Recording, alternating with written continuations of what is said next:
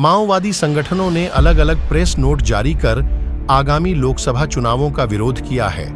उन्होंने देश की अर्थव्यवस्था के विजन पर सवाल उठाए हैं। बेरोजगारी, शिक्षा प्रणाली, स्वास्थ्य आदि मुद्दों को लेकर केंद्र सरकार की नीतियों को गलत ठहराया है।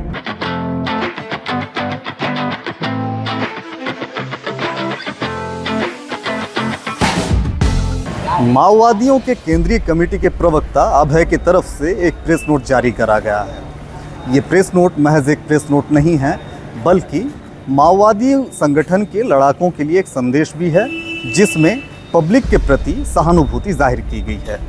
माओवादी प्रवक्ता अभय ने इस प्रेस नोट में चिंता जाहिर करते हुए लोकसभा चुनावों को झूठा बताया है और उसका बहिष्कार करने का आह्वान किया है। सिर्फ इतना ही नहीं, 39 पन्नों के इस प्रेस नोट को आप ऐसे देखिएगा कि ये महज एक प्रेस नोट नहीं, बल्कि माओवादी संगठन के लड़ाकों के लिए जिस तरह का ये संदेश है, उसमें ये चीज़ें शामिल हैं, जिसमें अर्थव्यवस्था को लेकर एक गंभीर चिंता जाहिर की गई है।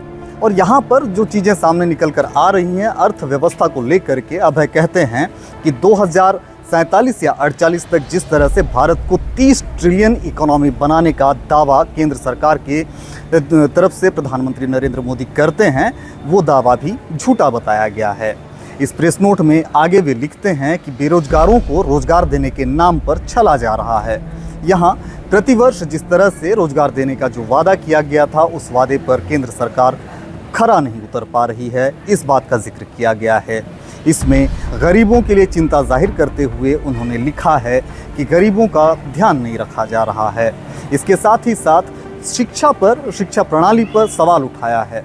इस शिक्षा प्रणाली को लेकर के, मौजूदा शिक्षा प्रणाली पर उन्होंने टिप्पणी की है, कटाक्ष किए हैं कि ये शिक्षा प्रणाली गलत दिशा में ले जा रही है।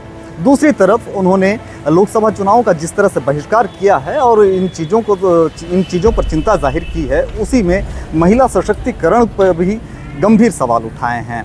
उन्होंने मणिपुर मामले का हवाला देते हुए उन्होंने कहा है कि मणिपुर में जो चीज़ें चल रही हैं वो अलोकतांत्रिक हैं और साथ ही साथ देश के लोगों के साथ अन्याय किया जा रहा है।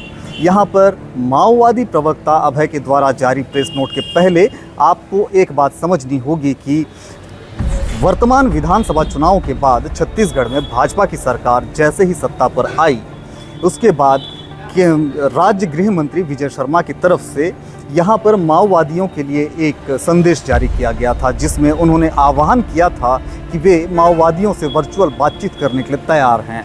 तो बातचीत का 24 घंटा सारे दरवाजे खुले हैं, जिस तरह से बात करना है करें, परंतु ये आईडी ब्लास्ट करना, मार देना, गला रेत देना, ये सब खत्म करना चाहिए, ये नहीं होना चाहिए।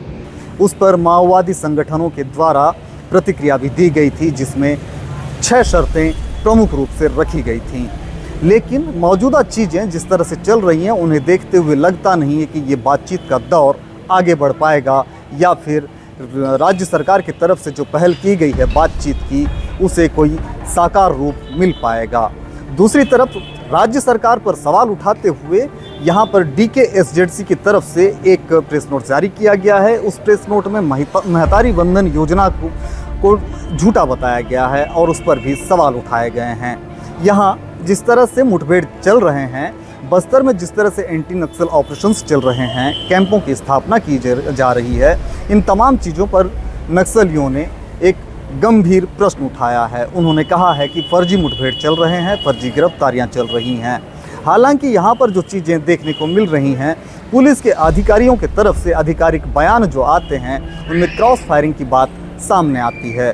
दूसरी तरफ जो हमारे सोर्सेस हैं, उनके माध्यम से जो चीज़ें पता चल रही हैं, वे भी इसी तरफ इशारा करती हैं।